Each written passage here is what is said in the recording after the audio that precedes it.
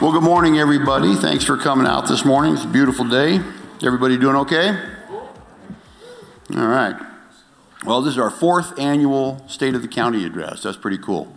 And I appreciate that because that means I got reelected, so I get to do it a few more years. You know, it's always interesting coming out. I do want to recognize a couple of people. We have the chairman of the Board of Supervisors of Pima County here. Rex, please stand up. Rex Scott. This is one of those, I go to his, he comes to mine, you know, so that's nice. I don't recognize any other electeds out in the audience. We do have great staff here from Pinal County. You guys all raise your hand. Deputy county managers. As in the past, we'll go down the line. We'll start, I'll let them introduce themselves as they go, but this is pretty difficult to get everybody in the same room at the same time because they're all busy people. But to make note of the fact that, you know, everybody says, well, gosh, you know, it's the government, you know, do it. Well, the government is a bunch of people. It's not just this thing that's out there, and it's a team effort. This is some of the team that you don't see in the background. And we really, it's fun to work with everybody. You know, I mean, to get to know everybody. And I work with most of these people on a daily basis, so that's fun. And they're the people that you just don't see out in the public. So with that, we shall get started. I think I'm just going to jump into it because we have an hour and a half. And I'm going to start with Leo Liu, the county manager. Yeah, it's me. Oh, okay. Yeah. Okay, we'll see how good you really are with this.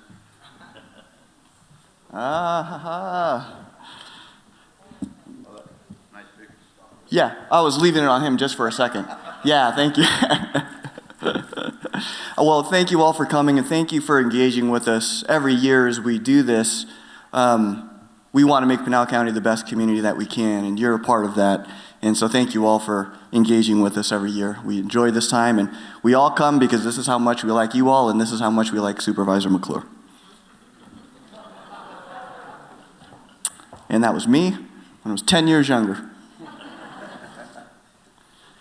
Last year, somebody said that they liked how we incorporated the presentation into the alignment with our strategic priorities, and so I did bring those up and highlight those, and then after this, what I consider kind of the boring slide, we'll have pictures that are a little funner to me. So financial strength is one of our strategic priorities, and I keep referring back to 2011 because that's when I first started working on this with the county. We were A+ rated county back then, which is still a pretty decent rating. A AA is a lot more solid. For the first time, we were able to get a numeric value attributable to that rating. And so that value is an 8.89, which means we're that close to getting to a 9.0, which would be a AA+. And then we're one more level step, we would get to a AAA, which is the highest rating you can get, which is what we're shooting for, and we think that we can hit in the long term, which would be a 10.0. Things that attribute to that have to do with a lot of economic vitality, which is another one of our strategic priorities. That involves the creation of wealth and productivity. It's affected by the value in the county per capita as well as the income per capita in our county. So those elements are strong drivers as well as some other managerial things that we'll be working on in the next few years. That credit rating will affect our bond issuance, which we'll be doing work sessions and presenting on in the near future because, as you know, Pinal County has been one of the fastest growing counties in the country for the past couple of decades. And with that comes, as Supervisor McClure mentioned, people that are doing the work and facilities that house those people. And so we'll be looking to do long-needed upgrades in our facilities. And when we have a good credit rating, it reduces our interest on our bonds. And I know that people aren't always in favor of incurring debt in order to do things. These are investments in our community, and what I would say to that is it helps future growth pay for itself. So if you're going to do a 30-year bond on these facilities, it ensures that the new development that comes in both industrial, commercial, and residential are helping to pay for the demands and the growth that they're bringing with them. So When you have a good credit rating, you're really looking at pretty close to inflation. So at the same time, these people are investing in us with little interest in the long term, relatively speaking. And then we have our primary property tax rate, which the previous board reduced 30 cents from 375 to 345, and a lot of that to do with Supervisor McClure's leadership, both at the board level and working with us as management and staff. And then, as I mentioned before, there's economic vitality, but there's what we want to call balanced and flexible growth. Of course, there's a lot of residents that moved in here. You need industry and jobs for these families, and you want to have a good balance between the economy that's driving the wealth and the quality of life that can be provided to the residents that live here. So we'll get into that a little bit further. We come and we talk about these economic development projects that we've been working on for years, and I thought I'll just give you some updates on them, and I'll show you some pictures. So this is the current Lucid Motors campus. They have 3.6 million square feet of manufacturing, and they've invested $1.6 billion in capital investment. They have hired over 2,500 workers at average salaries of $77,000. And a lot of this technology, advanced manufacturing technology, is new, and it takes training to develop the workers and the generations that are going to be working in here. So they have trained in STEM curriculum over 1,000 students in the K through 12 area, and have trained over 25 teachers in teaching this curriculum to the local schools. In addition to that, a lot of the engineering that's required, that demand has been met already from ASU, as you know, has a really good engineering school, and our universities, U of A and others. And so that's not really a big issue for them to find those people. What's more of an issue is finding the people that can actually run the machines in the factory and keep everything going smooth. So what we did is we partnered with Central Arizona College and the city of Casa Grande to create a training center that the company can run these young adults through, and that they can actually learn the new technology that it takes to do this. And if you've ever had an opportunity, or you ever get one, to tour their manufacturing facility, it's incredible. And it smells good. There's no bad smells in there. It's clean, and robots are doing a lot of the hard work. Humans are doing most of the quality control and the finishing. And so I think a lot of kind of the monotonous physical injury type labor is done by robots, and a lot of the thinking is done by the people. So that was their Lucid Air, and then this is their Lucid Gravity that's new, that's come out, that just started rolling off of the production lines. These vehicles are literally probably the most advanced vehicles that we have in the world. That Lucid Gravity, the SUV, can go over 440 miles on 100 kilowatt batteries, and that Lucid Air can go over 500 miles. So the efficiency and the technology and the powertrain of these vehicles is really surpassed, really in the world. And then they have another 1,300 acres that they're using to further develop their midsize SUV called the Lucid Earth, which they build out their full campus. Not only they have all this manufacturing, but they have supply park and all the other suppliers that boost our economy. The next big one that we had been talking about is LG Energy Solution, and this is over in Queen Creek on some state land that was sold, about 600 acres, and they had already announced an investment of $5.5 billion into Pinal County.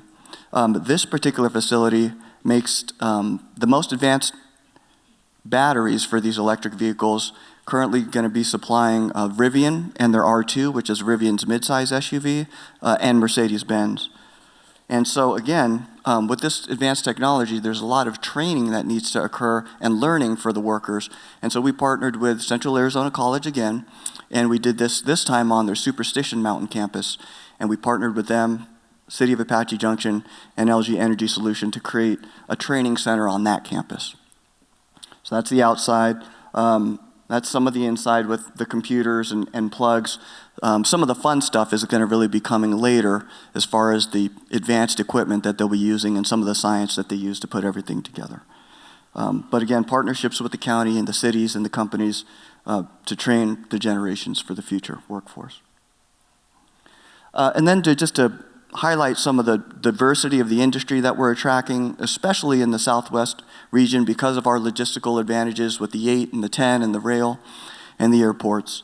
Gold Bond facility makes the wall boards residential and commercial grade, and this is about 680,000 square feet, and this is just along the 10 there in Eloy.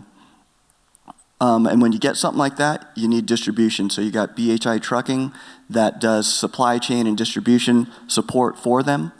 And then I don't have pictures of it, but we have, again, like I said, a diversity. There's Procter & Gamble, who is going over in Coolidge, and they're building their most advanced manufacturing campus in the country, and it'll supply the Southwest region and supply things like Tide Pods and Bounty dryer sheets to everybody.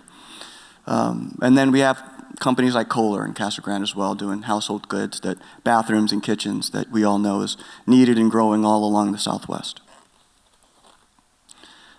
So all of that to say that what we all do, right? We all work as hard as we can to provide high quality of life and have some fun.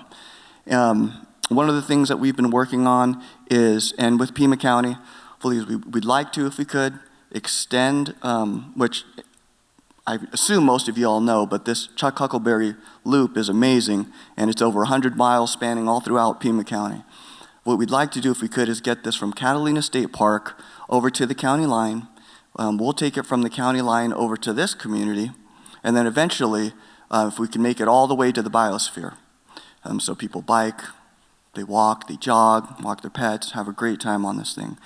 We've procured a consultant to help us with the conceptual alignment of this and some preliminary design, at least from the county line to Saddlebrook. So it's a lot of the fun that we hope you'll have, and a lot of the staff and electeds will talk about all the great things that we're doing to further this county. Thank you.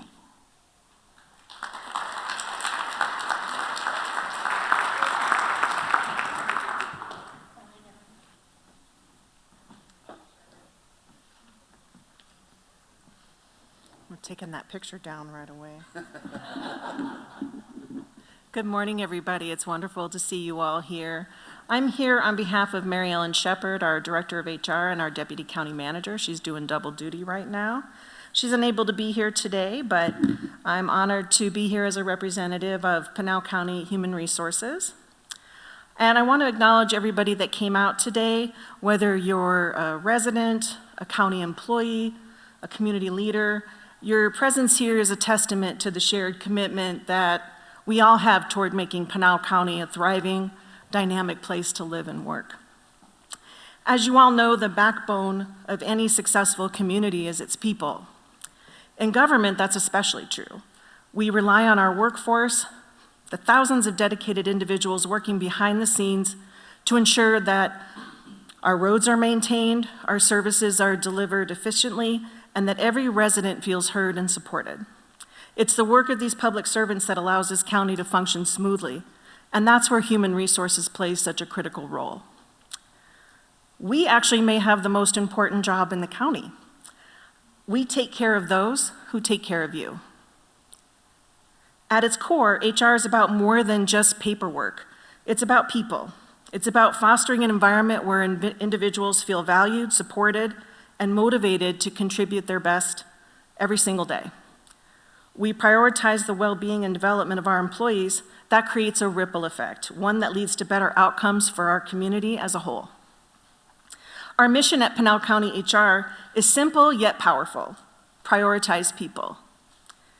Everything we do stems from that philosophy, because when we prioritize people, we prioritize progress. We're creating a work environment that not only attracts talented individuals, but one that helps them thrive, leading to better services, more innovation, and ultimately a stronger, more vibrant Pinal County. In today's competitive job market, where public and private sectors alike are all vying for the same top talent, it's important more than ever that we make Pinal County a place where employees feel valued and supported. We're in the business of creating opportunities for growth, enhancing job satisfaction, and fostering a culture that prioritizes not just the work being done, but the people who actually do it. Today, I'd like to share some of the strides we've made towards these goals and provide you with an overview of how we're positioning Pinal County as an employer of choice. From the improvements in our reputation as an employer to the impactful initiatives we have planned for the future, the work being done in human resources is laying the foundation for a brighter tomorrow, not just for our employees, but for every single person who calls Pinal County home. With these principles in mind, I'd like to highlight a few of our recent successes. First of all, our employer reputational score that you find on Glassdoor has seen such a remarkable improvement. Since 2021, we've increased our rating by 28%. So we went from 3.2 stars to 4.3 stars out of 5. I know how everybody, nowadays looks at reviews to kind of measure how things are going. And that climb that we saw is a significant achievement that reflects our commitment to creating a positive workplace. Simply put, what we're doing is working. We're also proud to report that our voluntary turnover rate is at its lowest in 4 years. It's down by an impressive 33%. Retaining employees means greater stability and continuity, which translates into better service for our community. The stability in our workforce speaks volumes about the promising future of Pinal County. Our talent acquisition efforts are equally encouraging. We've modernized our advertising and highlighted our employer value proposition and expanded our community engagement. In the last 2 years, we've seen a 45% increase in applicant traffic. And in 2024, we saw an 8% growth in headcount. This influx of interest in the quality of candidates applying for positions allows us to continue building a high-performing team to meet the county's evolving needs. And looking ahead in 2025, we're excited to improve our suite of offerings and continue to support our dedicated workforce by rolling out several new initiatives. Here's a few of those highlights. Revising the Pinal County merit rules. These revisions will give us more flexibility in our recruitment processes, allowing us to be more agile and responsive in attracting top talent while ensuring our practices continue to be fair and open competition. We're also updating our compensation framework to ensure that Pinal County remains competitive in the marketplace, providing us better opportunities to attract and retain the best people to serve our community. And we've recently added a learning and development professional to our HR team, and we'll soon be launching leadership development programs across all levels of the county, ensuring that our leaders are equipped with the skills and knowledge to drive success. We're also building on the practices we've already established by our employee relations team. We're opening a dedicated department where employees can voice their concerns and receive support, which is the Professional Responsibilities Office, or PRO. This office will conduct thorough and timely investigations and provide professional development and offer preventative measures to our leaders, all of which will contribute to a positive and welcoming work culture. Well, and any HR professional worth their salt will not miss an opportunity to do a little recruiting. So if any of you, your friends, your family are interested in looking for a new opportunity, please ask them to consider Pinal County. Our entire team of HR is a dedicated group of professionals who genuinely care about people, and we're deeply committed to serving both our employees and our community. In closing, I want to express how proud we are to contribute to the county's mission and goals. Together, we're building a stronger, more vibrant future for Pinal County. Thank you.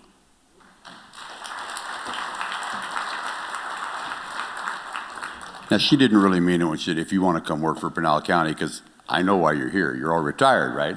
So she's, that's it. And just as a note, though, that we are attaining and retaining employees. We're still not at the same level as we were. We're still lower than we were in 2008 when the county was kind of gutted. And we used to have around 2,600 employees. We went down to about 1,300 employees, and now we're back to about 2,200. So we're doing more with less. So just keep that in mind when she's saying we're doing all these things for these people. But it's been a great experience working with Colleen and with Mary Ellen in changing policies and changing the way that we go about keeping people. We used to get a lot of people, then we'd train them, and then they would just leave because there was nowhere to go in the county. Now we're putting levels of employment in to keep people in and keep the experience there so that we can do a better job of servicing your needs. So, and with that, Joe Ortiz for roads and other stuff. All right. Okay. Yeah, I agree. Pictures, just starting off here doesn't help. My pleasure being here today. My name is Joe Ortiz. I'm with Development Services, the managing director. Before I jump into the actual slideshow, I want to give you a quick background on Development Services and what it is. What it is, it happened about 16 months ago. We combined our public works side of the world and our community development side of the world, all underneath this umbrella of Development Services. It just made so much sense to do that because they're like sister departments, really. They work hand in hand. So say you have a new subdivision that's coming in for a plat, it has roads in there that we're gonna have to take on. So there's that coordination between the community development side of the world in the zoning and the building permits, and making sure that infrastructure is gonna be built the way Pinal County needs it to be built. You know, it has to be built to a standard before we can actually take it on. So it made so much sense just to combine those two worlds, and it's worked out great. We've been able to tear down a bunch of barriers and made things a lot more synchronized and smoother, and it goes back to helping you, the customer. That's the end goal of what we're trying to do. So before I jump into this slide itself too, I'll take on the public works side, which is like Supervisor McClure mentioned, yes, roads, but it's roads, transportation network of roads, just maintaining our roads, but we also take on airports. We have, for those of you who don't know, we have Pinal Airport just outside of Marana, but it's in Pinal County. We have the San Manuel Airport. Well, the name fits, it's in San Manuel. So yeah, we take on quite a bit there. We have approximately over 2,000 miles of roads within Pinal County. We've always thought that number would go down as incorporation and annexations happened, and it hasn't. It's stayed pretty close to about 2,000 miles worth of roadway. And that in itself is a challenge just to maintain that network. Correct. That's outside of the ADOT. You know, you have the state route out here that's not ours. You have roads that are within jurisdictions like Casa Grande, Coolidge, that aren't ours. That's 2,000 miles in the unincorporated area of Pinal County.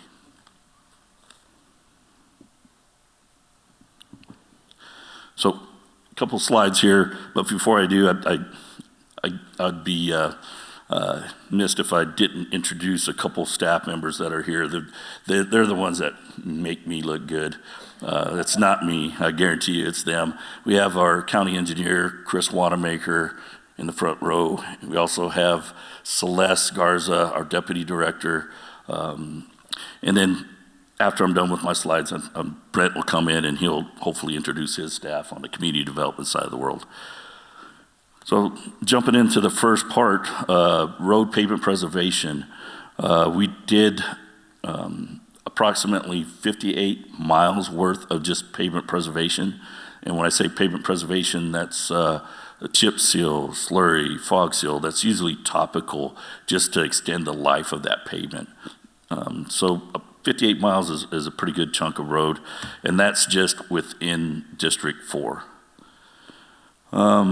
The other bullet, it talks about pavement rehabilitation projects. We had about 3.5 miles, and most of that was here in the Saddlebrook Eagle Crest community.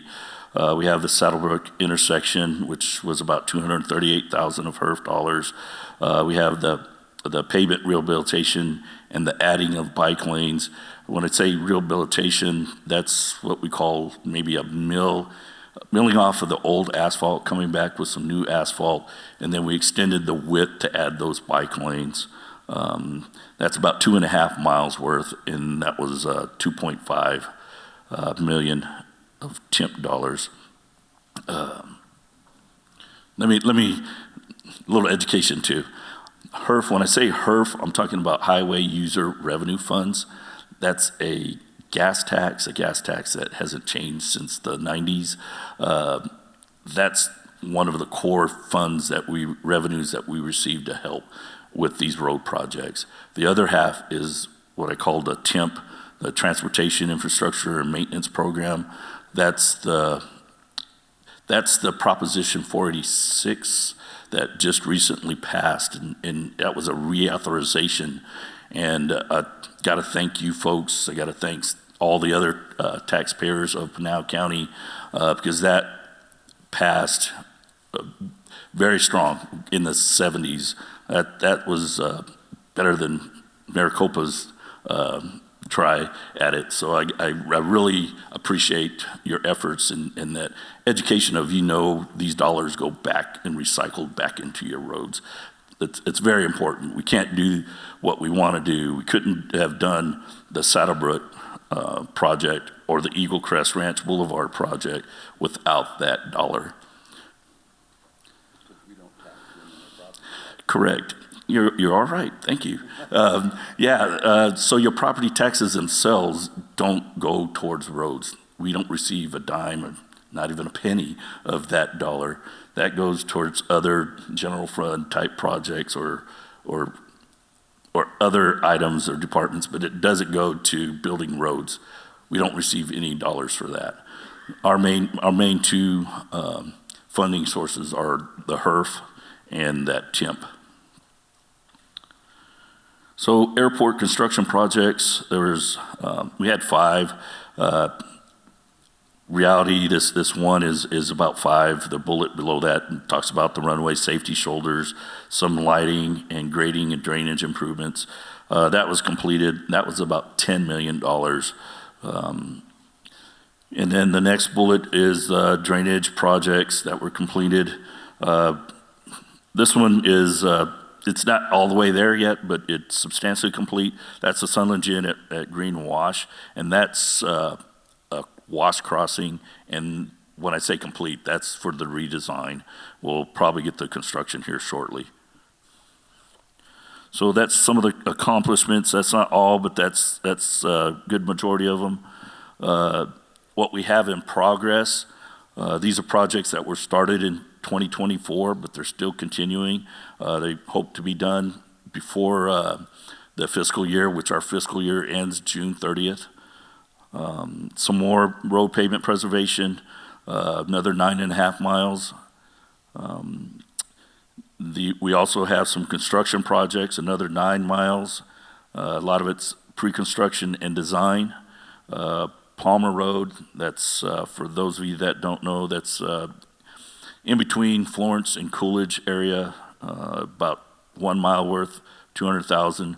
That will help connect. There's a community out there of some folks that live off this dirt road that is constantly under repair, so we hope to get some type of surface down on that road.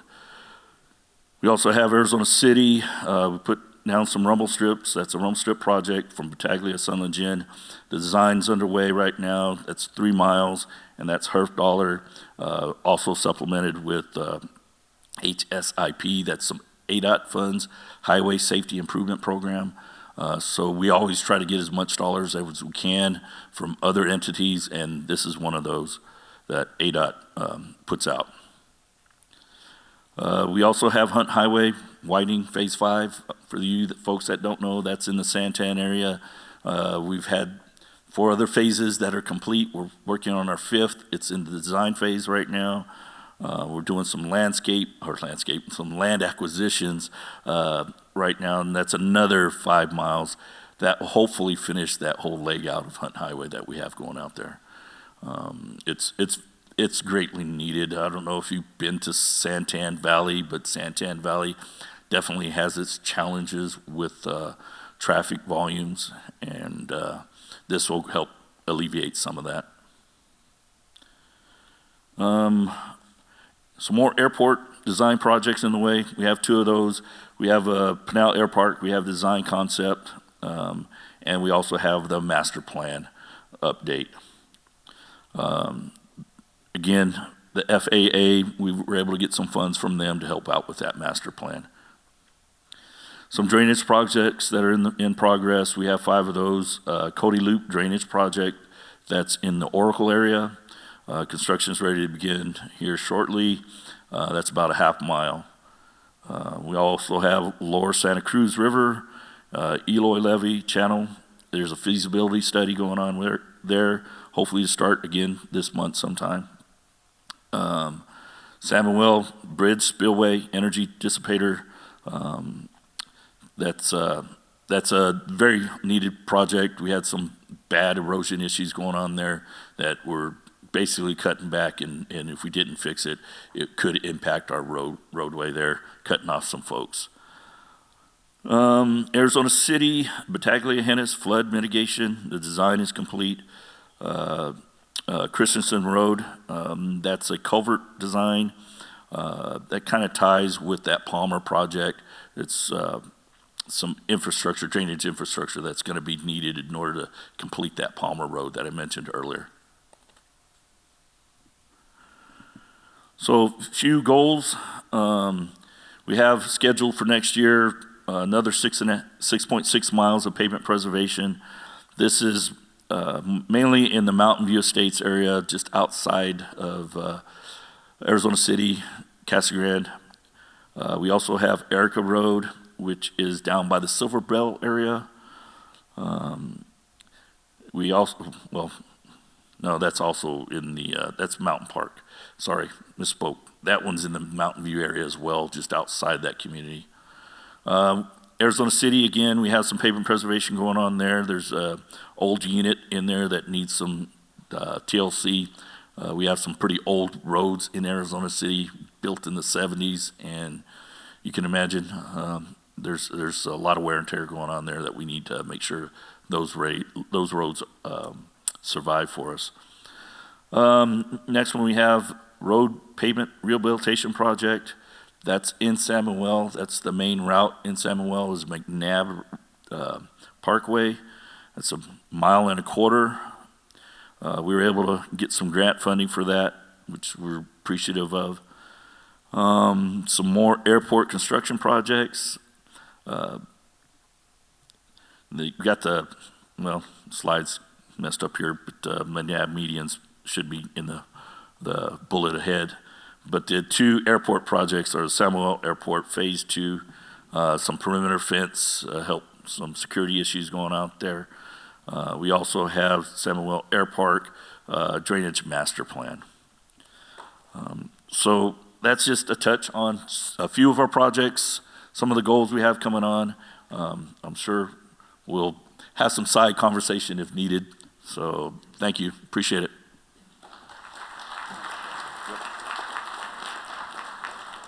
Before Brent comes up, I just want to say he's talking about a lot of projects going on around the county, and it's all in District 4.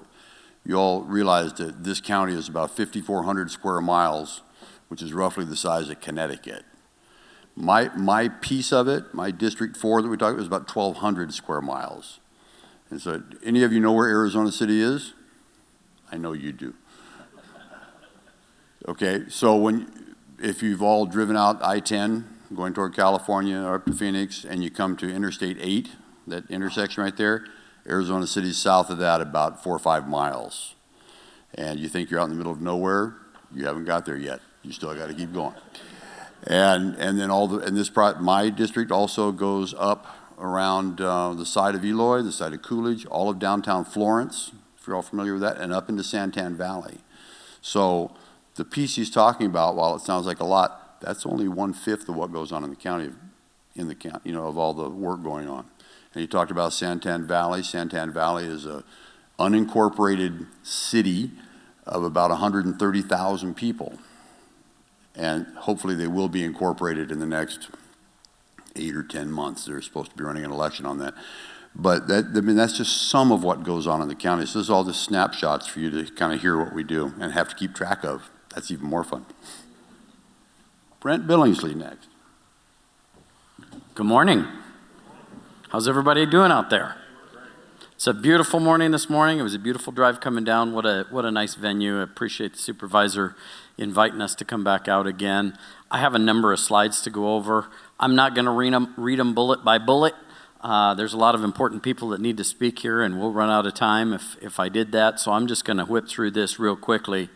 Thank you, Joe, for that intro. There are a couple folks I'd like to introduce down here in the front row, and they can certainly help you after we complete today. I've got Todd Williams, who's the Deputy Director of Community Development, and I've got Val Lujan, who's the District Manager for District 4, and I want to thank them for coming out today. This slide is intended to show the group that Pinal County is a very busy place. There are a whole lot of development projects going on in Pinal County. Just in terms of single-family residences from last year, over 4,300 single-family residences were permitted in Pinal County last year. That equates to about 12,000 people. Also commercial site plans and other types of development cases. Just to point out how busy Pinal County is, and that Pinal County is the place to be. The first bullet here is something that we're very proud of, and I appreciate that the supervisors here from Pima County. Pinal County was #1 in the state of all government entities, cities, counties, in growth this year, and by a large margin. Really, our only competitor in the state is the city of Phoenix.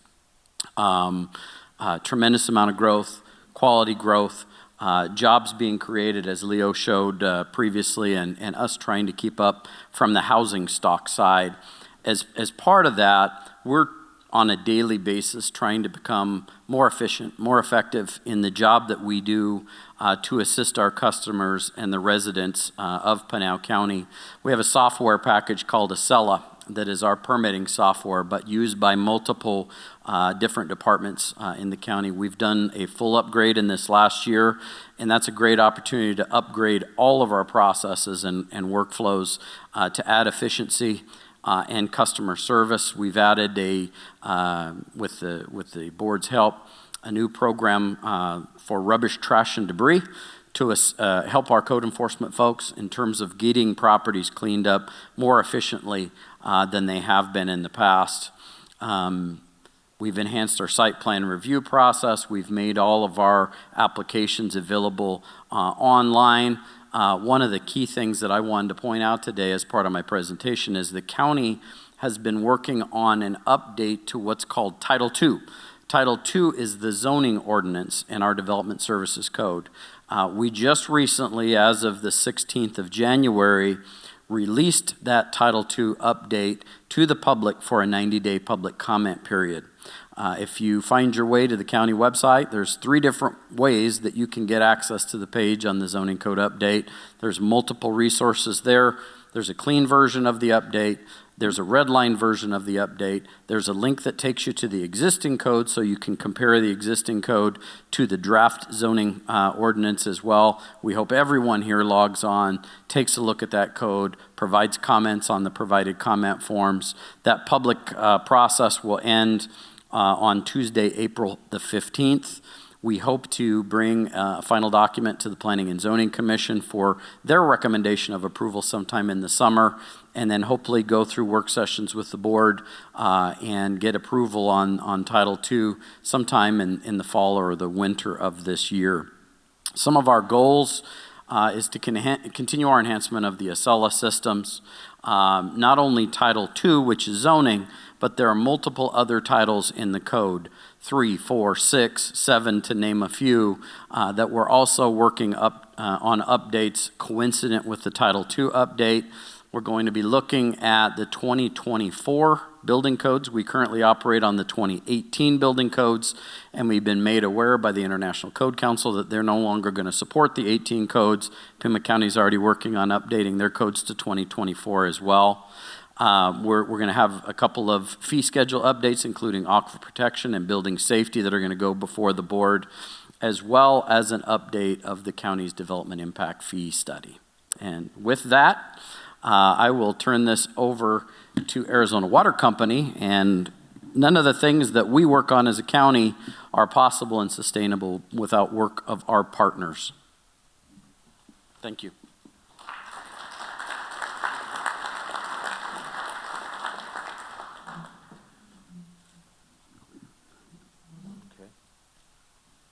Good morning, everybody. My name is Freddie Rios. I'm the division manager for Arizona Water Company that serves area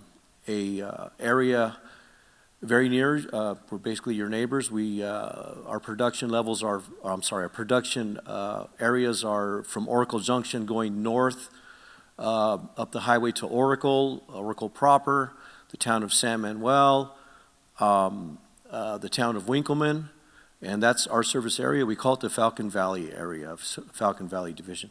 And first of all, I'd like to thank Supervisor McClure for inviting us. I appreciate that. I'm sorry I didn't have, I'm not Terry Sue, obviously, but I was running back and forth between two divisions, so I was not able to get my photo in time, so I apologize for that, whoever was putting this together. I'd like to introduce some of my managing co-workers or co-partners. We have Jason Linden sitting right here in front. He's our operations superintendent, and Pablo Rodriguez, sitting right next to him, is our operations supervisor. We're basically a tandem of three that manage Arizona Water Company's Falcon Valley Division, and I'm also a manager for Arizona Water Company in the Miami Globe, Arizona area. So I do some bouncing back and forth, as well as these two gentlemen. So it is still Arizona Water Company. And so with that, I will move on with our slide. I think it'd probably be best if I just look at it. Terry Sue will follow me here shortly.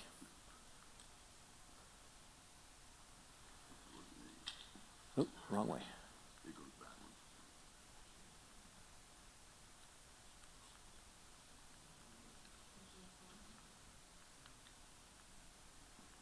Okay, there we go. Thank you. So Arizona Water Company is first was established in 1955. All we did then is just be a water provider through groundwater resources. Times have changed, and we're moving into treatment now. We treat surface water in some of our areas in the state. And also we're treating for some of these chemicals that are coming up and required by EPA and things like that, like arsenic removal. A new one you may have heard of is called PFAS, and don't ask me how to pronounce it because it is, I don't know, about 30 letters long. But that's something that we're going to be dealing with as a country as a whole, really. PFAS, real quickly, is a man-made chemical, and so we're finding it now in some of our waters, and so we're building plants to remove that as well. It's a U.S.-owned and family-operated company. It's the second largest investor-owned utility in Arizona. And to add to that, we are the largest investor-owned water purveyor in Pinal County. As a matter of fact, two-thirds of our customer base is in Pinal County, mainly in the Apache Junction area, but we do also serve Coolidge, Casa Grande, and then some of the outlying areas, like I said, San Manuel, and Oracle and Winkleman. Oh, I'm sorry, Winkleman's in Gila, right on the border. We serve 8 counties. We serve 14 incorporated areas. We have 24 water systems. We have 108,000 service connections. That would be a meter or a customer, adding up to approximately 300,000 people. Currently, we're at 261 employees throughout the state. And that right there is a picture of our Oracle office if you've never been there. So this outline right here, the colored portion is our certificated area. In order to serve an area, we must have a granted certification from the the Arizona Corporation Commission. That requires us to serve any growth, any construction, or any development in that area. I don't have a pointer, but you can see. Push this button right there. Oh, perfect. Thank you. So right here is Oracle Junction. We have production wells right there. These tanks here, these little indicators, they represent storage water tanks. And so you'll see from Oracle Junction to Oracle proper is about a 12-mile run. So we have to pump water from Oracle Junction probably about close to 12 miles to this point right here. That's our Oracle storage tank, our main water tank there. It's a 1 million gallon tank. So the energy cost for that is pretty substantial to move water approximately over 2,000 foot in gradient line, which would be in elevation. But we'd have to do it in stages for that reason. Otherwise, the lift would be way too much for motors and pumps to handle that. This right here is Saddlebrook Ranch. As you can see, we have a couple wells in Saddlebrook Ranch right now. We're currently working with Saddlebrook Ranch to construct another well right about this area. That's the Saddlebrook Ranch tank. This little area right here is, remind me the subdivision?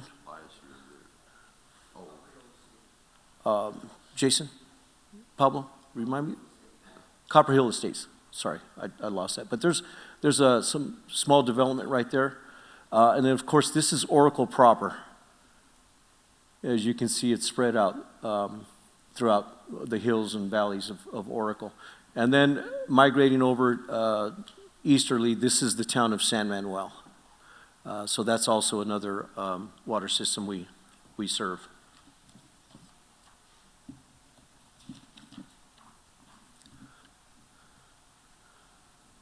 This right here is a close-up of Saddlebrook Ranch. All this area here. Saddlebrook Ranch, as you know, is continuing to grow. I believe our current population or customer service base there is over 1,800 now.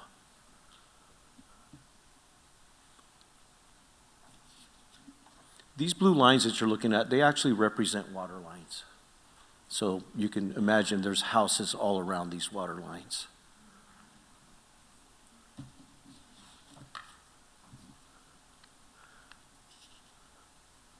Again, that's moving northeast towards, or more north towards Oracle. This is Oracle proper here. All this is a transmission main line. We have two lines, a 12-inch and an 8-inch that run right next to each other to provide all the volume for this area. This right here is a blow-up of San Manuel. A little fun fact about San Manuel, I don't know if it was the first, but it's one of the first of a Del Webb project. First? Yeah. I actually was born and raised in San Manuel, so it's been a real honor for me to be able to not only grow up in this area, in this region, but to serve this region. I always tell some of my close colleagues that when I first started with Arizona Water, I was unemployed. I had just gotten married. My wife is a career librarian. And so I was offered a position, an entry-level position with Arizona Water. And for 2 years, I was telling all my buddies, well, I'm going to do this so I can find a real job.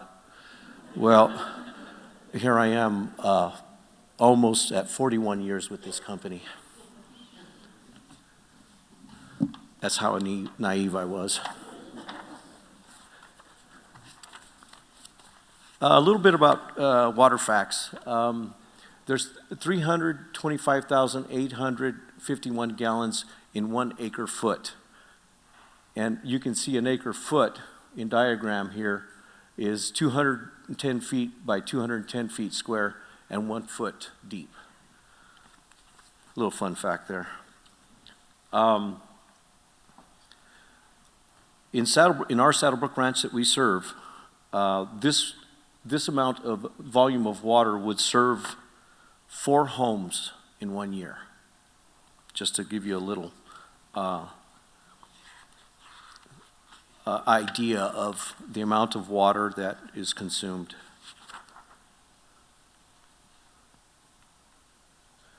This is a graph right here of our production levels. Obviously, right here we're looking at acre feet, the 2, 4, 6. These are the years down here. And this is population over here. And this gradient line here is the actual growth rate. You can see this is San Manuel. You can see San Manuel is pretty much leveled off at around 1,500 customers. This all occurred once the mine shut down there some years back. And it did, we had much more than that. We were probably about more than double this back when the mine was running and operating, and there was a lot of residents there. But I guess the good thing here is that it has stabled off, and it really hasn't dropped beyond that. So whoever lives there is either commuting for work, or they have found work in the general area, or they have retired there. So that's a good thing for the San Manuel area. This right here, this gradient line right here represents the Saddlebrook Ranch area, or the Oracle area. It's all combined, Saddlebrook Ranch and Oracle, as one water system. And you can see the constant growth there. Obviously, Saddlebrook Ranch has a big part in that, but we are also taking on new customers in the Oracle proper area.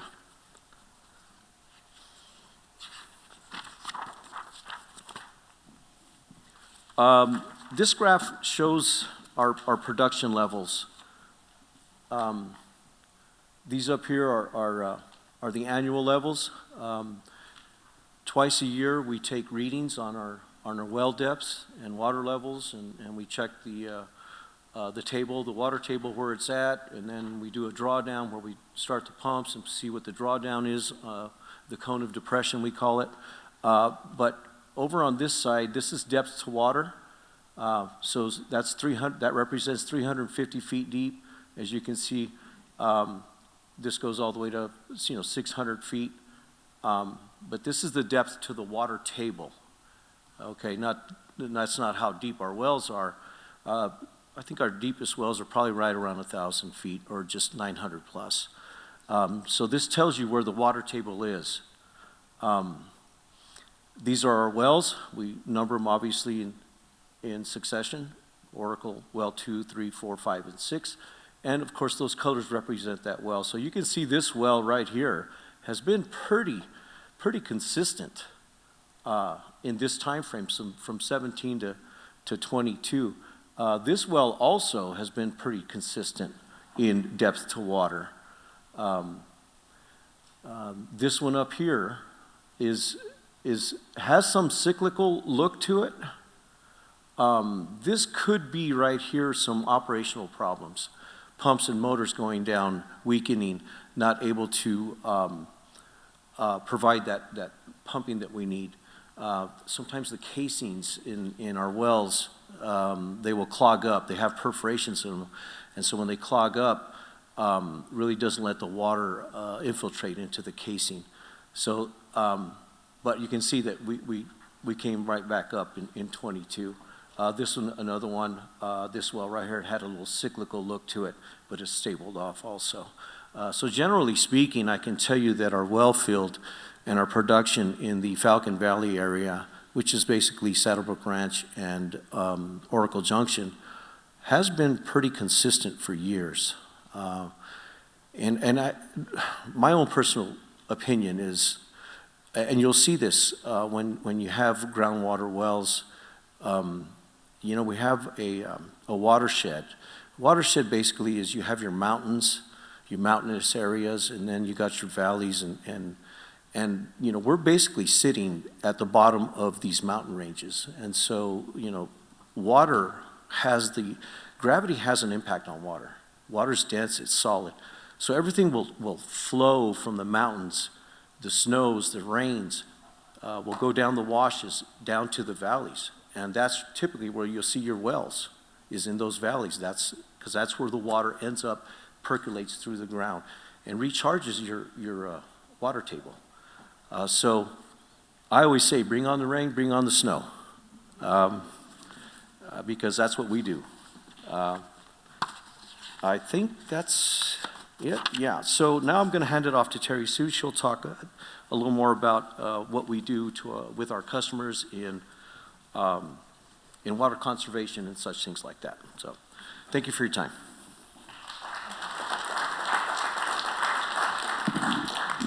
I'm going to kind of rush through this a little bit in the interest of leaving enough time for others. My name is Terry Sue Rossi. I'm the Vice President of Water Resources for Arizona Water Company. And our basic water resource strategy is written up there. Our goal is to obtain and maintain a diverse water supply and to promote the efficient use of all the water supplies that we have. Our strategy for water conservation is to build relationships and achieve water savings while exceeding regulatory requirements. We have something we call an integrated demand management program because the way we look at water conservation is that it's a water supply. It means that we don't have to go out and get additional water as soon as we would otherwise have to. And it also means that we as a utility and the communities that we serve, whether it's a city or an unincorporated area, that we all work together to make this happen. So we launched an integrated demand management program in 2023. It's called Drop by Drop. So if you're on Facebook, you can look that up. We're hoping actually that everybody today takes and looks up the Drop by Drop program and likes it. There's plenty of information on there to help you. We put on monthly topics. We have tips, all types of things, information about water resources, all at your fingertips. There is a landing page. The landing page has FAQs on it, and again, a place for you to find answers to any questions that you might have about the area. And then we also have two special programs that I want to just talk about today. One is a toilet rebate program, and one is a water conservation kit program. So unfortunately, if you do not live inside of our service area, you would not be eligible. But if you do live within our service area, which Freddie spent a lot of time talking about where those areas are, we highly encourage you to jump on our website and apply for these programs. They're great programs. We've got a toilet rebate program that provides $100 for a toilet and $100 to install the toilet. And we have a nice conservation kit that you can have sent to your home, and you can start saving water today. We also have some videos, including what we call the water journey video. So if you're ever interested to understand how water gets to your home, if you live in our area, then just hop on our website and you can take a look at it. There's a great video, tells you how it gets from the ground to the treatment and to your tap. And it's an interesting water system because you can see from the complexity of it, it's different than other water systems might be, so it's kind of fascinating. And that's what I have.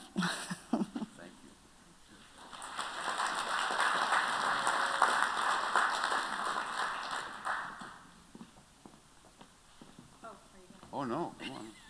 I want to steal your thunder. Forward, backward, pointer. Okay, so forward is this one? Yeah. Thank you. Hi, everybody. My name is Audra Michael, and I'm the Director of Pinal County Animal Care and Control. And we were going to give you a little bit of stuff that happened during 2024. The big one, of course, we have a brand new building. Well, we have a renovated building and a brand new building. So we just had the ribbon cutting on Wednesday. If any of you were there, then you could see what a beautiful building it is. Vice Chairman McClure was there, as well as Colleen. Thank you. Anyways, one of the things that we got in this new build was a new clinic. And why is a new clinic so important? Well, a new clinic was important because we are a municipal shelter, and all of the animals that come into our shelter, if they're severely injured, we have no way, at that time, we had no way of really finding out what was wrong with them. So now we have this state-of-the-art clinic that will allow us to find a problem with an animal and be able to treat it as soon as possible so that we don't have to drive them to another veterinarian, possibly an hour and a half away, to do x-rays, blood work, stuff like that. We have it all.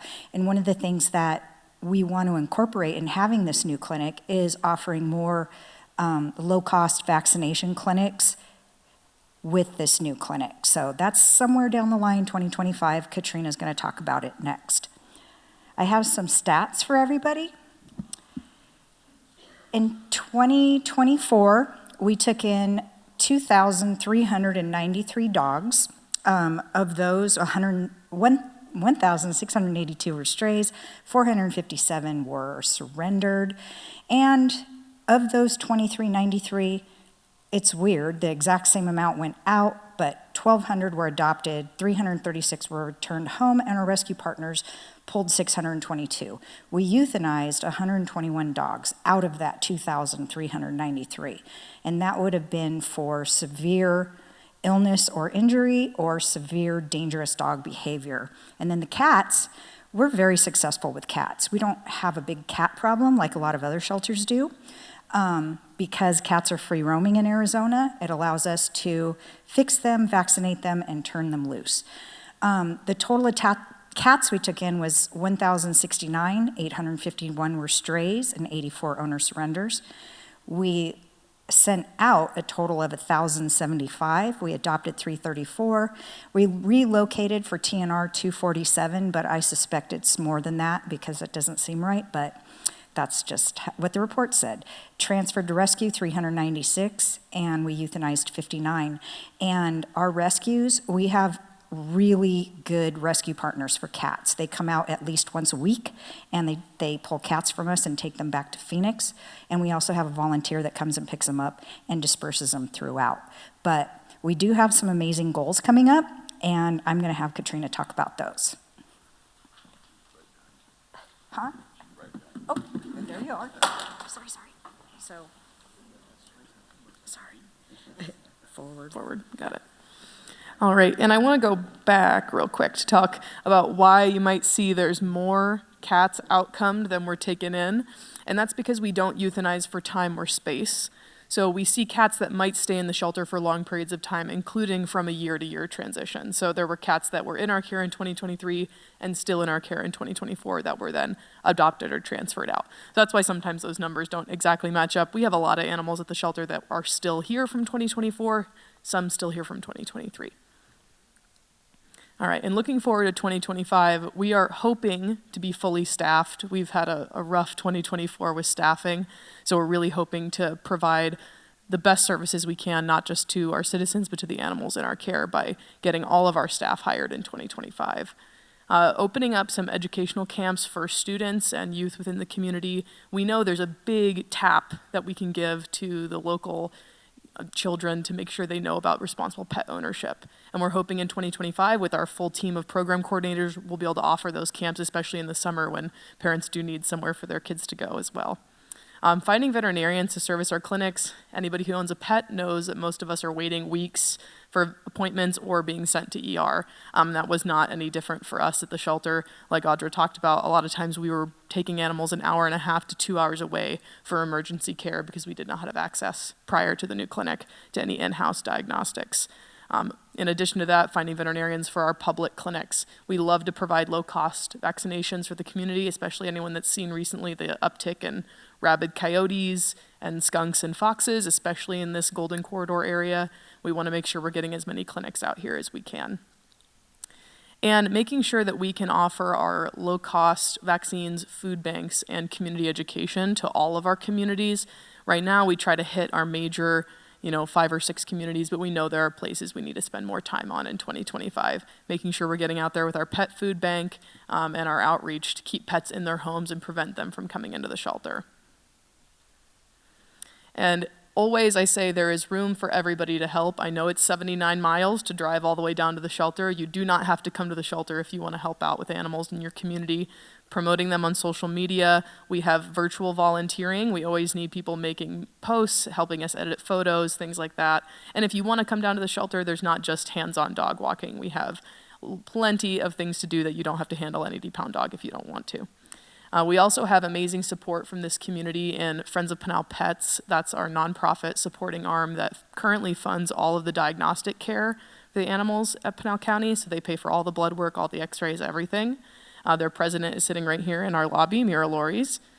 And we also have an amazing support in Saddlebrook Pet Rescue Network, which has reduced the amount of animals that come in from Saddlebrook as a whole.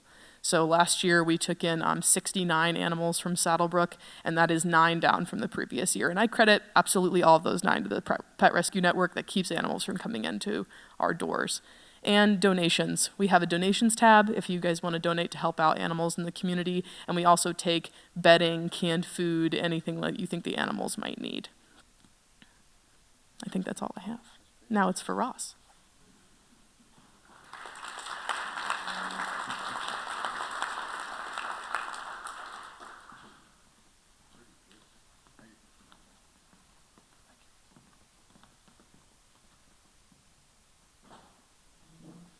I just wanted to go back for a minute. And again, I'm going to drop this thing. It's Ross Teeple. I'm your sheriff. I'm really honored to be serving as your sheriff. I've been on the job for 27 days now. Thank you. That being said, I would like to recognize two VIPs in the audience, and that would be Mrs. Wolf and Mrs. McClure. Both you guys, these gentlemen wouldn't be on stage if it wasn't for you guys. And I know for a fact I wouldn't be on this stage if it wasn't for my beautiful bride of 33 years. Of course, to get her support, I had to buy her a horse, which is fine. Yeah, well, we have 3 horses now and a miniature donkey and just about every other rescue animal you can imagine. I wanted to go back to this slide because if you don't know, TNR is trap and release. And I live in District 4 also, and everyone that lives in my area, which is called Cactus Forest, which is a rural area south of Florence, I think there's about 100 houses out there. We're all large livestock property, horse property. Unfortunately, we're an area that gets a lot of dumps. I can tell you 2 out of my 3 dogs were strays that showed up on our yard and my beautiful bride started to feed, and our hay barn is filled with cats. And so I was just telling her as a laughing matter, I'm a big fan of animal care and control, A, because I've been with the sheriff's office long enough that I knew there was no care. It was just animal control when I started. And B, I'm pretty sure that they've TNR'd at least 247 cats in Cactus Forest alone. Like 7 of them are in my hay barn. If you don't know, I have been with the sheriff's office for the last 17 years. So I'm new to the current position, but I'm not new to the job. And I'm going forward, and I don't know how to use a PowerPoint, so thank you. So there was some things that I was prepared for, was taking over for sheriff. There was other things that, quite honestly, I didn't care about. One of the things I didn't care about was, of course, I didn't order my badge for sheriff until after I won the election. So I don't have a sheriff's office badge, so that's why that's my lieutenant picture up there, because I'm not going to take a picture with sheriff bars on and a lieutenant badge, because after serving 4 years in the United States Navy, I'm pretty sure that my company commander would come out of death and beat me up for that. After serving the United States Navy, and as a matter of fact, how many veterans do we have in the audience? God bless you all for your service.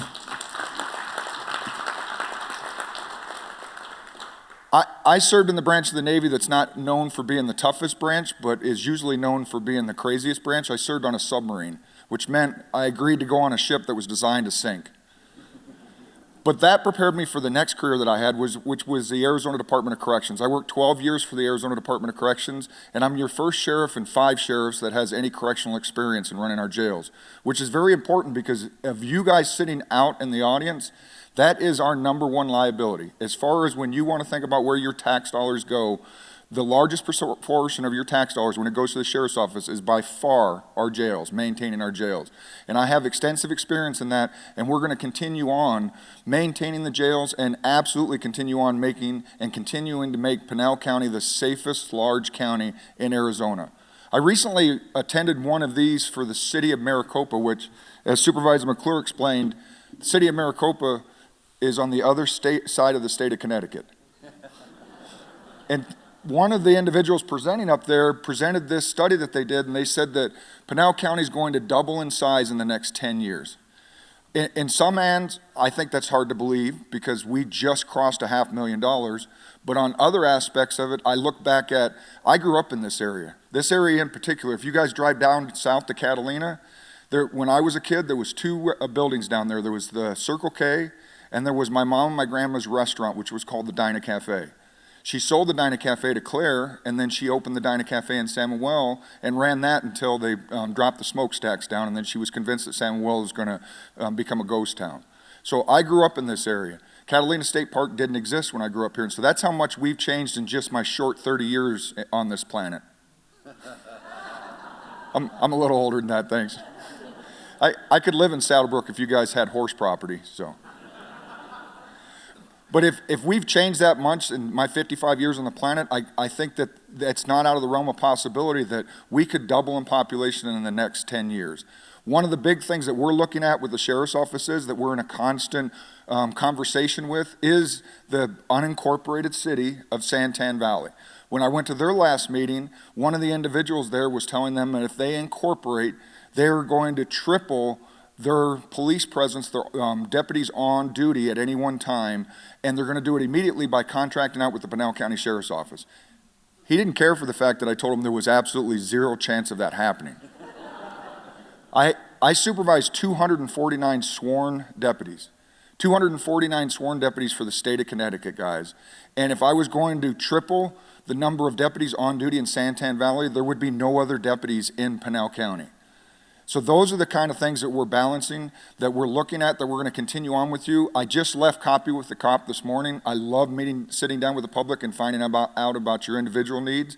I can tell you that I worked a large percentage of my employment here at the Pinal County Sheriff's Office in what we refer to the mountains, Saddlebrook Ranch, Samuel, Winkleman, Kearney. And so I understand the needs in this area, and you will see a deputy in your substation more frequently. The one thing that I got to be honest with you guys is since getting elected as sheriff, I've received 3 emails from individuals saying that we need more speed enforcement in the city, in Saddlebrook. As all of you are laughing know, Saddlebrook roads are private roads, and we can't enforce civil traffic violations on private roads. So I'm going to be honest with you guys when I have to be, but I'm always going to be professional and receptive with you with whatever that you guys need. Now, I have one slide because I knew there was a lot of people up here that wanted to speak, and I wanted to get to the most important things. And the most important things is like I said, I'm new to the sheriff's office position. 27 days is serving as your 25th sheriff, but I've been with the sheriff's office the last 17 years, and I was preparing for this position before I went in. One of the most important things that I did was I joined the Arizona Sheriff's Association prior to taking office. Now, there's 15 counties in Arizona. 13 of those counties are members of the Arizona Sheriff's Association. I also know that here's a little trick that if you never run for office in Arizona, you don't know about, but the Arizona Senate and the House of Representatives have this weird rule that after the end of January, each sitting representative or senator can only submit 7 bills for the entire rest of the year. So those 7 bills have to be very important, and that's where the tit for tat comes from, because if I've submitted 7 of my bills and my constituents want me to submit another one, then I have to go to this representative and say, hey, you have one of your bills left over, what can I do to get you submitted? But what that also does is it creates this flood. To give you guys an example, on January 2nd, because the 1st is a holiday, on January 2nd, I received my access now to Engageify, which is my portal to look at all of the bills that are passing through the state legislature as they're in progress, and I get the access to it within, what are we, the 27th now? I've been asked to provide my input on the last 1,400 bills that have been submitted in the last 27 days.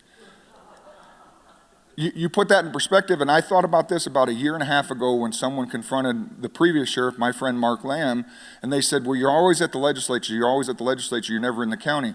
Well, that's because they're asking for his input on these bills as they're passing. So what I did was I hired, what everybody hates this word, except they're for you, and they are for you. I hired a lobbyist. So we have our own lobbyist who's now will read these bills, which allows me the time to come out and engage with you guys and know what bills I need to be at the Senate for and what bills we need to really come for and really come against. We are now the 3rd county in Arizona that has a registered lobbyist. Pima County and Maricopa, because they're the largest counties, and now after going to over 500,000 people, we have our own lobbyist that is a bar certified lawyer, so he can read all that gobbledygook that's in there and say this is what this means. The Arizona Sheriff's Associations met with Governor Hobbs, and the reason we met with Governor Hobbs is because we recognize that there are 4 priorities that the Arizona sheriffs as a whole see as important. And we met with Governor Hobbs and we said, no matter what else happens, these are where we're standing our ground. This is what we need to make sure our communities are safe. And the first one is pay parity for detention officers and deputies. And I can tell you guys, I put that first because that's the least of your concerns. We have great supervisors, we have an outstanding county manager, and they are working to get pay raises for my detention officers, and we already got pay raises for my deputies. And so we have highly paid professional personnel that are supporting on you on a day-to-day basis. And I can't thank the partnership that we have with the Board of Supervisors enough for that.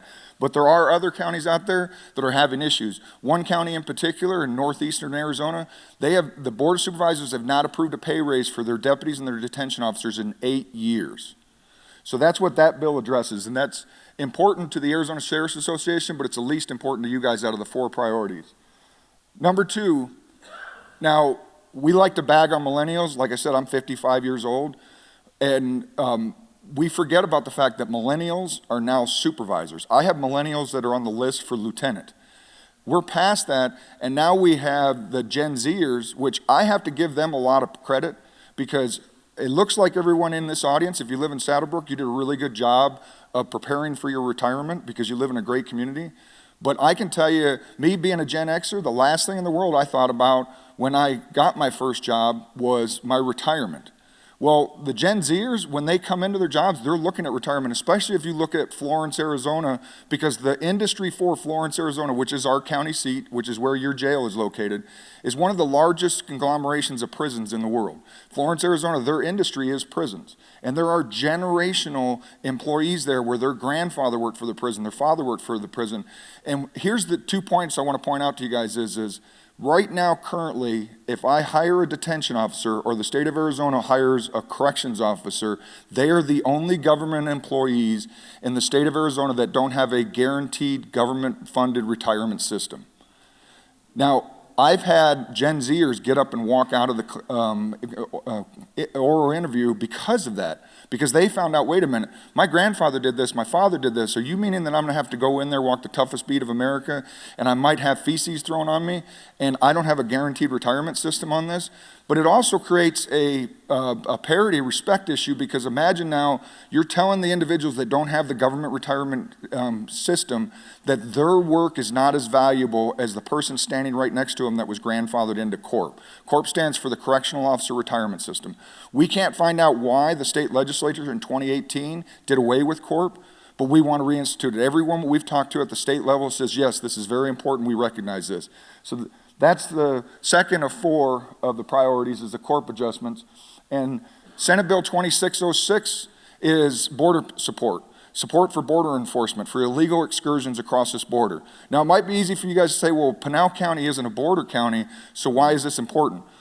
It's important because all of Arizona needs to work together to make this the best state, or continue to make this the best state. But B, if you guys don't know, I would like you guys, when you get home, to Google the Tohono O'odham Nation. And I can't spell it, but I can pronounce it, barely. The issue is the Tohono O'odham Nation, the members of the Tohono O'odham Nation are being victimized by the cartels. The Tohono O'odham Nation is one of 2 Native American reservations that crosses the international border. The tribal members of the Tohono O'odham Nation have both Mexican and United States citizenship. If you went down to the border on the Tohono O'odham Reservation, there is a 6-lane dirt highway called the San Luis Obispo Crossing that there is literally for hours a day no Border Patrol agents down there. And the Tohono O'odham Nation, for the most part, are a poor tribe, and they are being victimized either by force or coercion to assist the cartels in bringing the drugs across the federal line. So that literally makes the border of the United States, as far as Pinal County is concerned, just south of Interstate 8, because that's where the Tohono O'odham Nation ends. That's where my anti-smuggling unit, my narcotics unit, spends the majority of their time is along there. So that's why this is very important for us individually, but also as a state, is local border enforcement. And because you're all in Saddlebrook, I know you guys are smart, and you realize that there's only 3 bullet points up there, but I kept telling you that there's 4 things that are important to the Arizona Sheriff's Association. And the 4th most important thing is our reentry program. Pinal County is currently one of 3 counties that already has a reentry program in place. And that's very important because our reentry programs reduce recidivism. We're not talking about the worst of the worst. I've worked death row. Those people need to be put to death. I've worked where people have life without the possibility of parole. The truly bad actors that cannot integrate into society, that's where they need to go. Lock up the key. But those that just made a mistake and that need the life skills to go back into society so they are not draining your budgets in the jail, that's why the reentry program is so important. And I wanted to bring the expert with me so she could explain the fourth priority of the four main priorities of the Arizona Sheriff's Association. Thank you and God bless.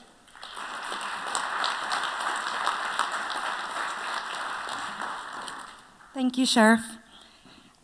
First, I just want to say I don't know how I picked this spot in the lineup because I'm not sure how I follow puppies and teacups and the sheriff, but I am going to do my best, y'all.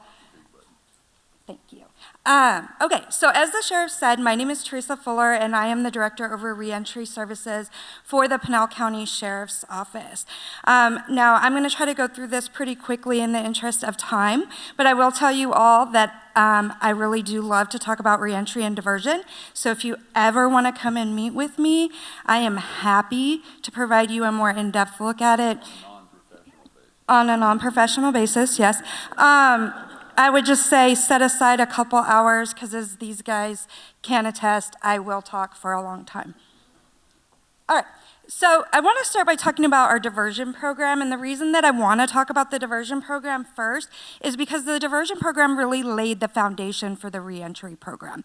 So for those of you that don't know what diversion is, it's a program that is run through the Pinal County Attorney's Office. It is for first-time offenders or low-risk offenders. We do make exceptions occasionally, but essentially what they do is they meet with the diversion officer.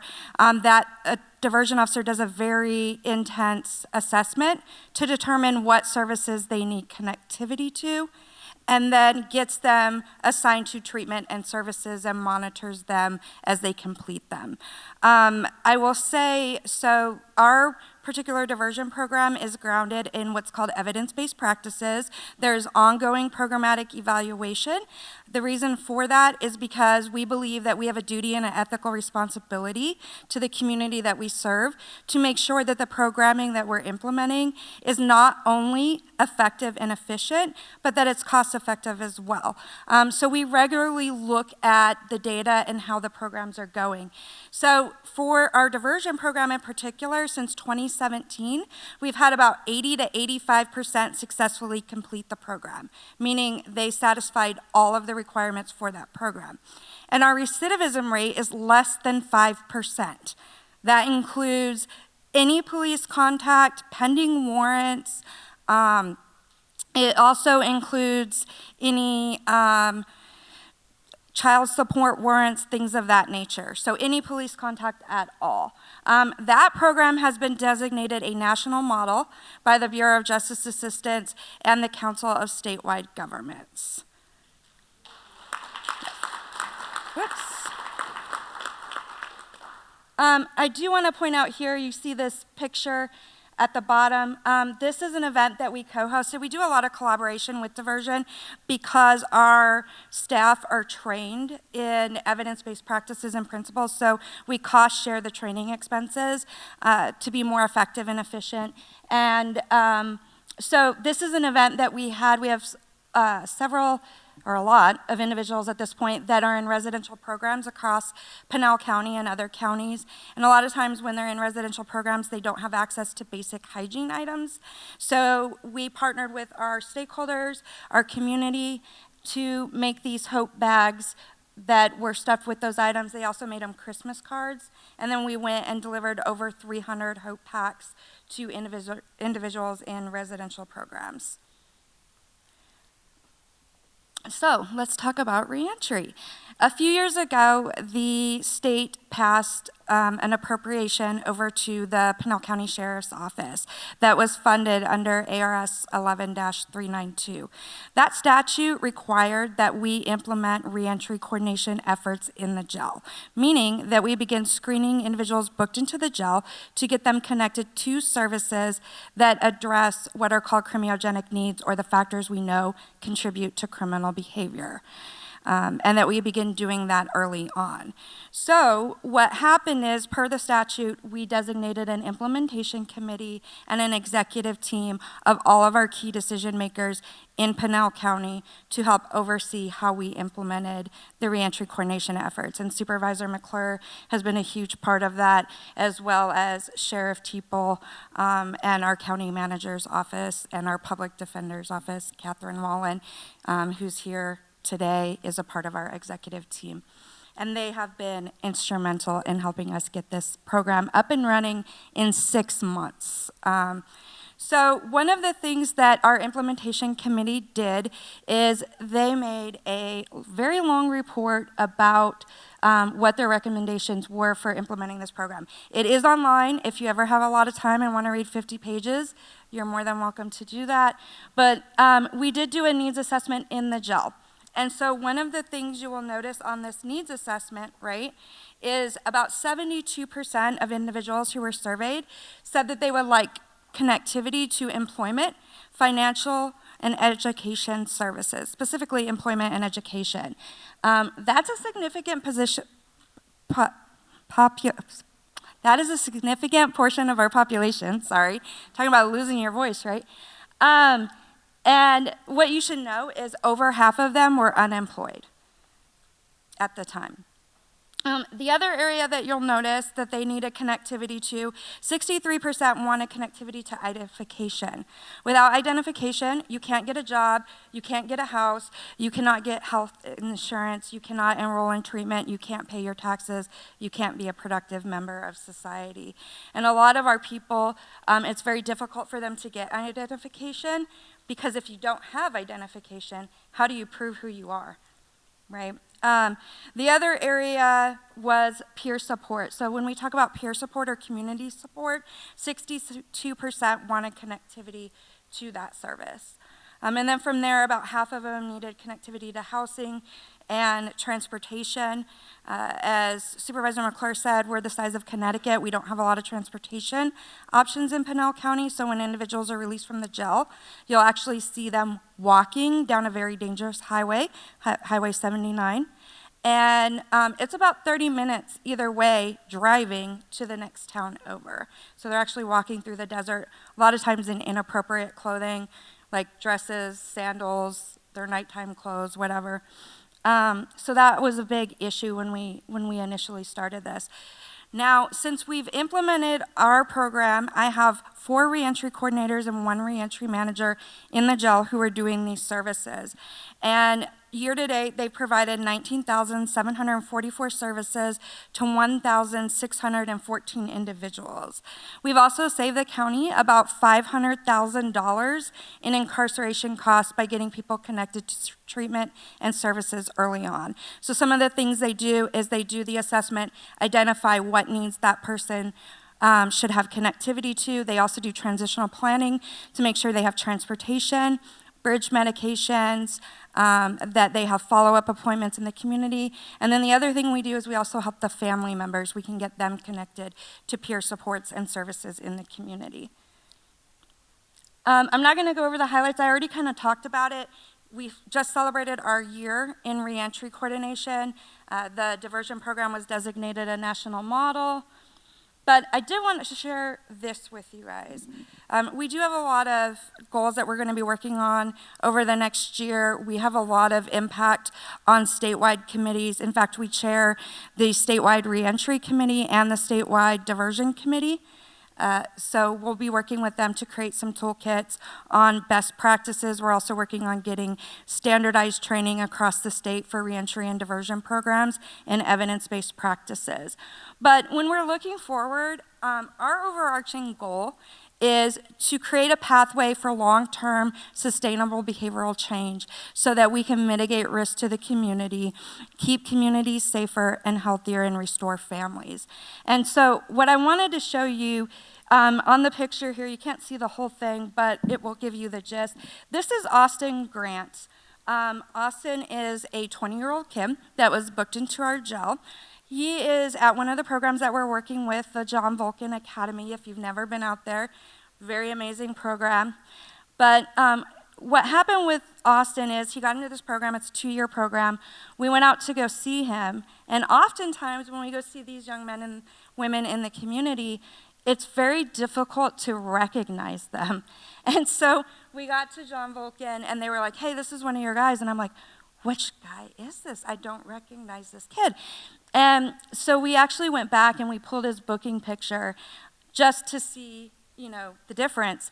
And it was astronomical. And so we actually went out and we talked to Austin about this and some of the other guys, and they graciously agreed to let us utilize their booking photo compared to their photo today in our next newsletter. And so this is Austin in 2024. He said at the time he was using over 100 fentanyl pills a day. And this is Austin today in 2025. He's getting ready to celebrate his year in recovery. And at John Volkin, once they celebrate their year, they're able to go into educational programming and certification. So he's looking to get certified in working in electronics. So we're very excited for him, and we're excited to highlight him in this edition. But ultimately, that is our goal, to return citizens to the community in a better position in which they came into the jail, and to create that safer community for you all.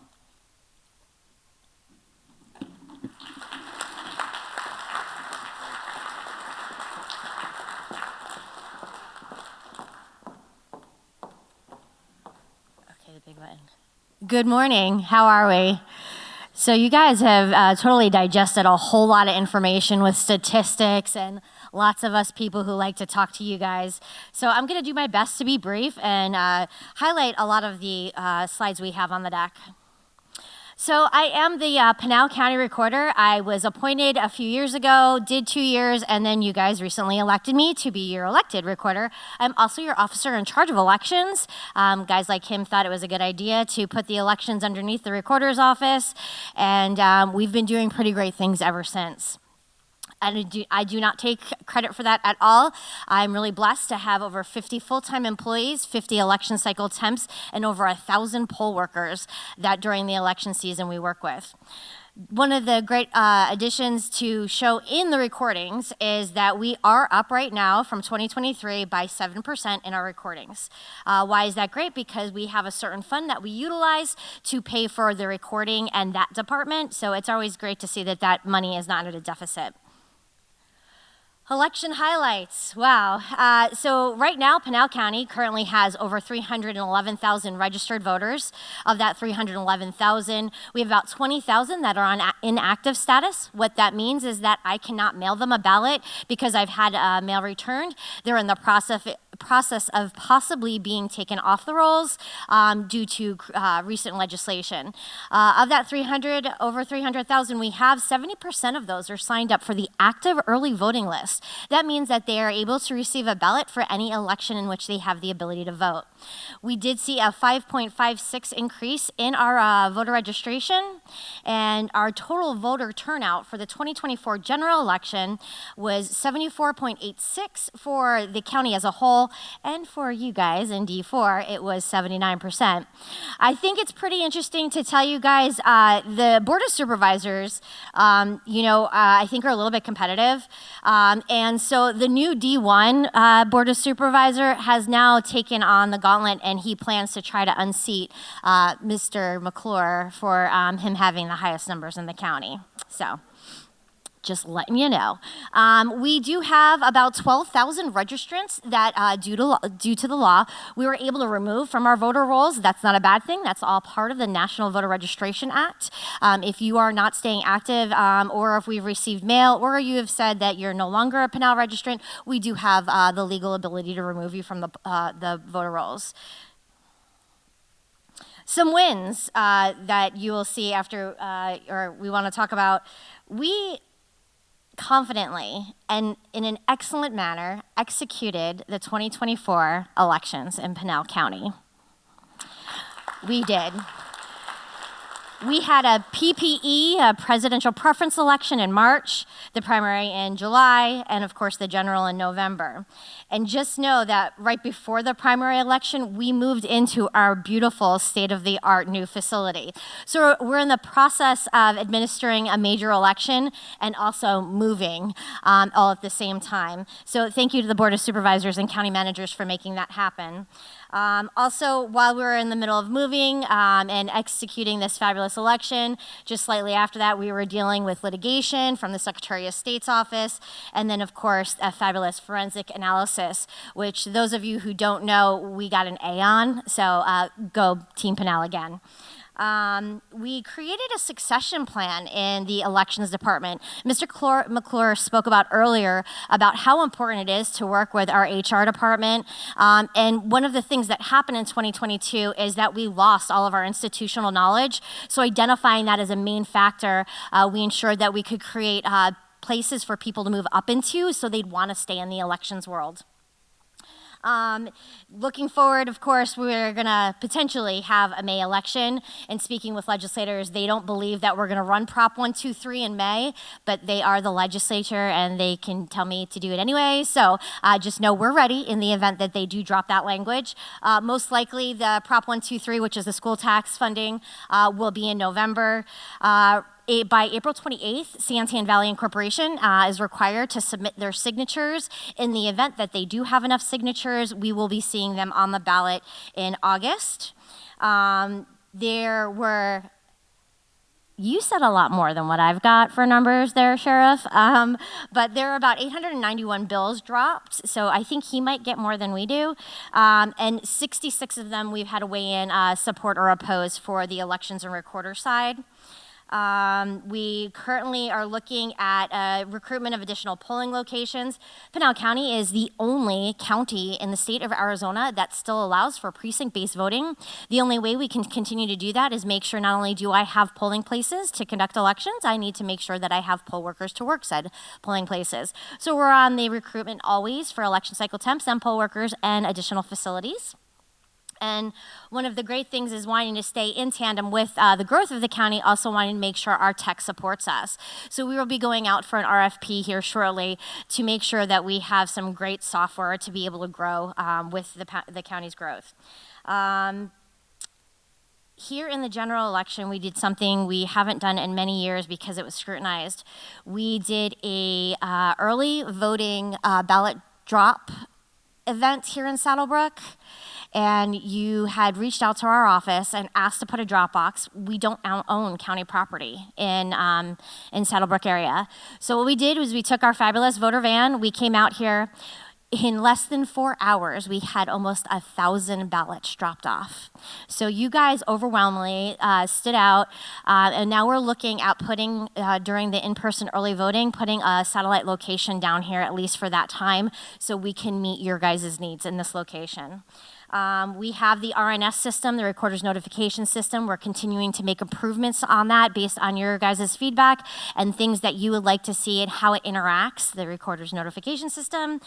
We also did 392 public records requests successfully.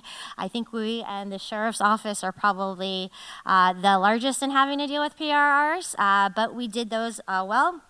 And we're currently working with HR, community development, the county management, and the board of supervisors to make sure that what's happened in the past with the elections and recorder's office doesn't happen in the future.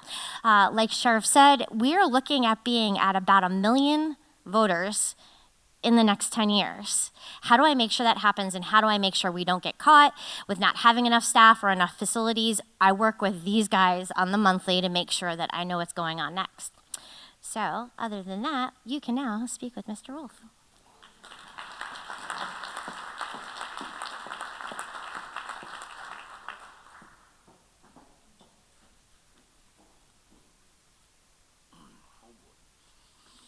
Good morning, Saddlebrook, Douglas Wolf Unit 1, the Heritage District, like we like to call it. 30-some years ago, my wife and I achieved Saddlebrook in 2017 by moving here. Nobody got the joke? Achieved? Okay. I'm going to keep it brief. Let's see if I go this way. Is that the right way? Nope. Okay, big button. All right. Pinal County is growing, and growth is good, but it has growing pains, and the growing pains are transportation and all these other things that my colleagues have spoken about. So we're very busy dealing with growth. The United States currently is 4 million housing units short, according to the Wall Street Journal. So it's not going to slow down because we have inexpensive land and we have job growth because of what the county did about 12 years ago, decided we're going to be a place for new technologies and new things to happen. So this is the growth. Every year they keep telling me we're going to have fewer subdivisions because we should at some point peak out. And here we went last year 117 and this year we're at 125 for 2024 and we have no end in sight. So things like the activities building, which we're working with the county on and trying to get that expanded here. You know, we're the last part of that process when it's all approved and all ready to go. We have to draw the lines for the buildings and the right-of-ways and all that. And when people say, well, you're 4 months behind, it's because of this. Because all the other, as people bring their subdivisions in or whatever they need done, we take them in the order they come in. We don't do favoritism. And so, excuse me, so right now it's about 4 months before we can act, from the time we get something in to draw the lines. And the biggest problem there is not only the volume, but keeping staff, because staff are very valuable. Once they become what's called a cartographer, they get scooped up by Maricopa or Pima County. So we have a problem with retention. HR is aware of it. The supervisors are aware of it. We're doing the best we can, but that's just the lay of the land right now. And I think it'll continue for quite a while. Looking ahead, we're going to try to expand title fraud protection for county. We're going to announce the program on Wednesday at the board meeting. We're going to call it PAL, which is the parcel, let's see, what do we call it? It's a fancy name. A parcel alert list. Right now, the recorder has it set up that if someone records something on your title, you get alerted if you're on her list or on the county's list. But then what do you do then? And so what we've got is we're going to set up a system so if someone's trying to transfer property by fraud, we will be able to intercept it at least temporarily, like a 30-day pause, until we know for certain that that's what the person intended to do, is to sell their property. It's becoming a bigger and bigger problem because we have a lot of properties that have no debt on them, no mortgage, and those are the people they target. And it's usually an older population that they try to fraud. So we're going to try to add another layer through the assessor's office so people's property stays safe. Finally, looking ahead, if we could really do great things for the county, if the copper mine up in Superior, Resolution Copper, would be approved by the federal government. It was all ready to go in 2020, and the new administration came in and pulled the plug on it. We now have another new administration who I think is more pro-copper, more pro-energy, and Resolution Copper may move forward, which would be a tremendous boon for Pinal County and the state of Arizona. If you want to have a green energy future, you got to have copper, and that's where it is. The other thing we should look forward to in nuclear energy is small nuclear energy plants for data centers. The stuff that's coming online, the new technologies, the nuclear power plants don't use water. They're buried underground. They run for 10 years without maintenance, and they can power a whole data center. And that would be good for Pinal County because we're ideal for that kind of situation because we don't have the water to cool anything, but these kind of new nuclear power plants. And I've talked to Trico about it, and they are looking at it for our service area. So, Douglas Swope, Pinal County Assessor, and I'll be glad to take any questions, and I'm sure most of my colleagues will too. And thank you, Jeffrey McClure, for having this event. Good morning, everybody.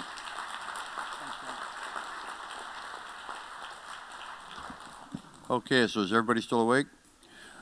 Not from Doug, but that's a lot of data, a lot of information, and I really appreciate you all coming out to listen to it.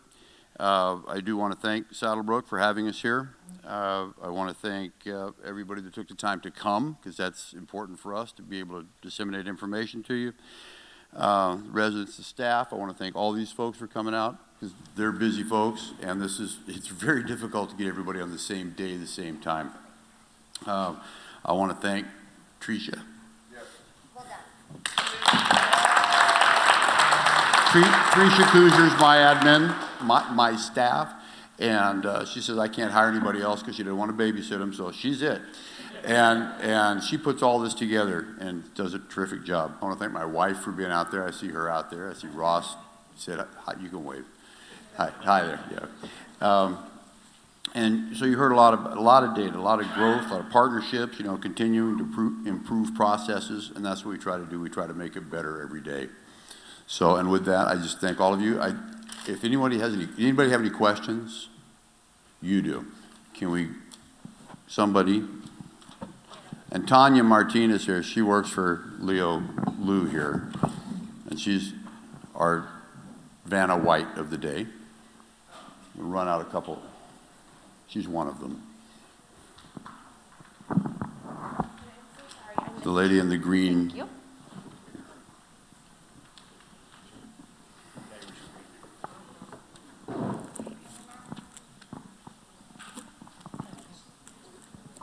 Hi, my name is Carmen Conkle. I live in Unit 14.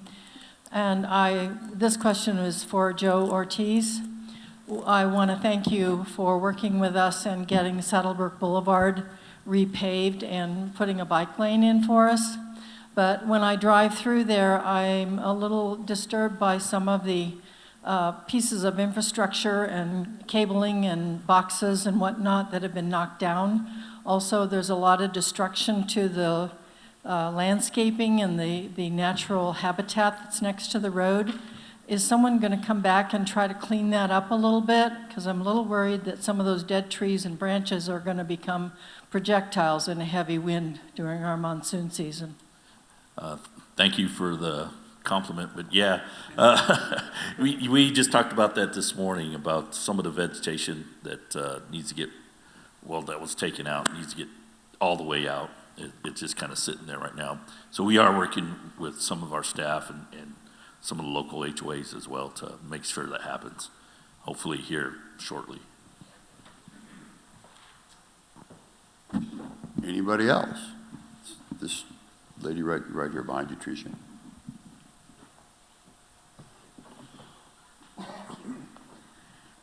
With all of the new development, what are your plans for additional landfills? How many landfills are in the county right now, and how many more are expected to be built? Who wants that one? Thank you for the question. We're all looking at one another up here because none of us deal directly with landfills. There are a number of providers in Pinal County, and those providers typically have their own landfills.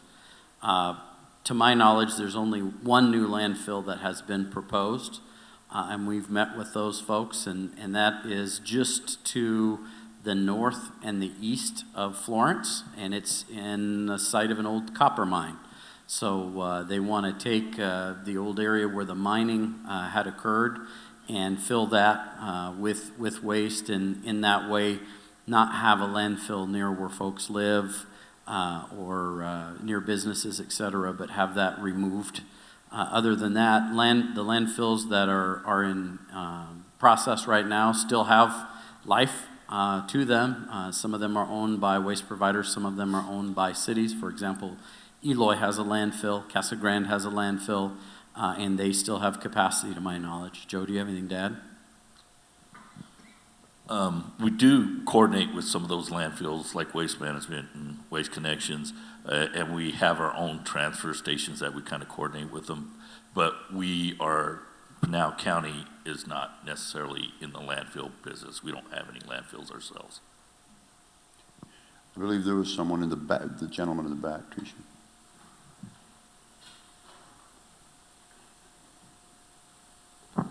Quick question. I didn't hear Saddlebrook Water System mentioned in the presentation. It started at Saddlebrook Ranch North.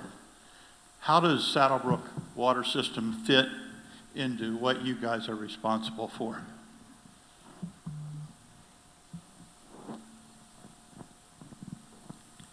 That's a good question. It's on. Okay. My understanding is that your purveyor here is Lago del Oro, is that correct? Yes. Okay. It was? Okay. And for the longest time, I knew it as Lago del Oro. Obviously, you know, we're not connected with Lago del Oro when it comes to being a water provider. And, you know, I would assume, and I don't want to speak on their behalf for by no means, But I would ask that you direct your question to that department or that agency for those kinds of questions. You know, we are neighbors, we are close. I think, in my opinion, the water tables, the water qualities may be somewhat similar because we're so close. But water hydraulics is pretty different. You know, when you get into, and I'm not a geologist, but you get into the fissures and the cracks and the openings underground for water to travel, it could change in some aspects. So I would ask you to direct that question to your water provider. Any other questions? Oh. I don't see any more questions. In that case, is it? Oh, right. Kennedy, I didn't see you down. Okay, sorry about that. So, since all you're here together, on behalf of Sam and Well, I just wanted to say thank you for everything that you guys do. A lot of people out there think that we're forgotten. I very much know otherwise.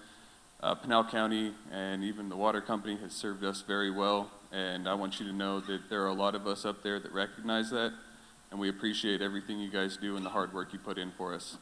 Thank you. Thanks, Kennedy.